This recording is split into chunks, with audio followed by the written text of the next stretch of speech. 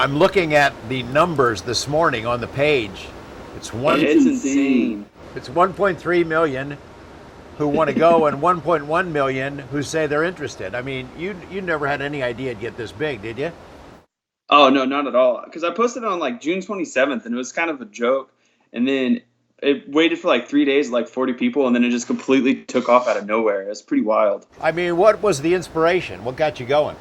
Well, I had watched the Joe Rogan podcast earlier in the week with Jeremy Corbell and Bob Lazar, and so I had that kind of in the back of my mind. And then I watched his movie on Netflix, the Bob Lazar Area 51 and Flying Saucers. So I was kind of interested in it. And then it was like 2 a.m. on June 27th, and I just made the event kind of as a joke. So that's how all of that got started. So had you followed the story before, Area 51, the allegations? Not particularly. I really got interested in it for a little bit when I was a lot younger, but I never really pursued it too much. But since the event has taken off, I've been looking into it a lot more, and it's actually really interesting and kind of creepy. So this was posted as a joke. We're making that clear, right? It was sort of you were having fun with it. Yeah, it was completely satire. I tried to make it seem as much as a joke as I possibly could, but there's definitely some people that are taking it seriously. At what point did you realize, oh wow, this is much bigger than I thought, that people really are taking it seriously?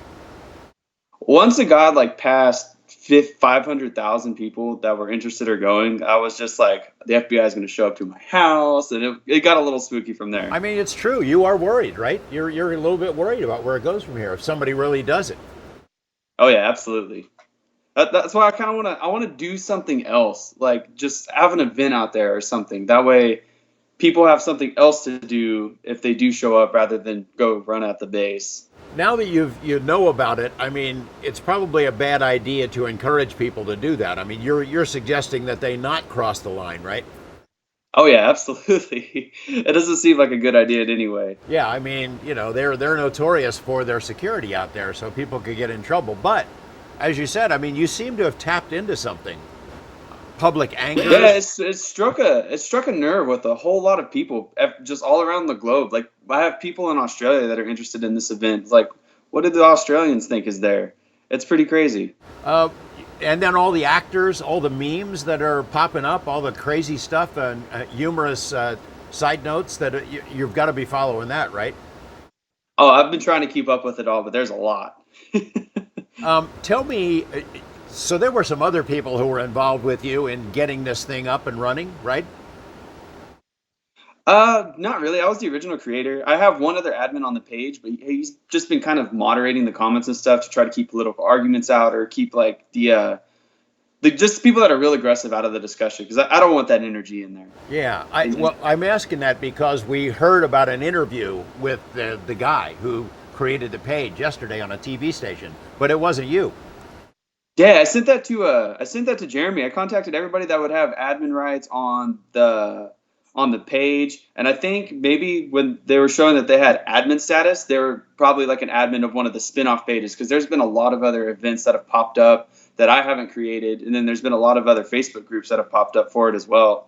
So I think they just did that and then faked that interview. But I contacted the news station. I was like, hey, that's not me. I haven't interviewed with any news stations. This is totally fake. And then they ended up taking that down. Oh, that's awesome. So you've been keeping a low profile on purpose, right? You haven't talked to anybody?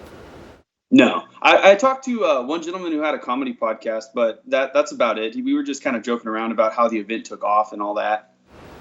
Will you go out there? Are you going to go out there on the 20th? I kind of really want to, just to see like the people that show up. I'm really interested in that. Yeah, I think that's going to be a big crowd. I mean, it's not going to be 1.3 million, but I think it's going to be a lot of people are going to show up, because they're ticked off about secrecy on this topic. Yeah, and I think even if just a few people show up, just with the amount of attention that the post has gotten, I think it makes a cool statement that, like, hey, we want to know what's going on in there, because people want to know. Well, it could be amazing. What you started here as sort of a joke could actually have a major impact in the big picture. That is what I'm hoping. I hope it turns into something really cool, rather than just like a suicide mission that started from a joke, because I don't want that at all. But I think we could make some really cool stuff happen with it. Well, thanks for talking to us. Anything else you want to say about it?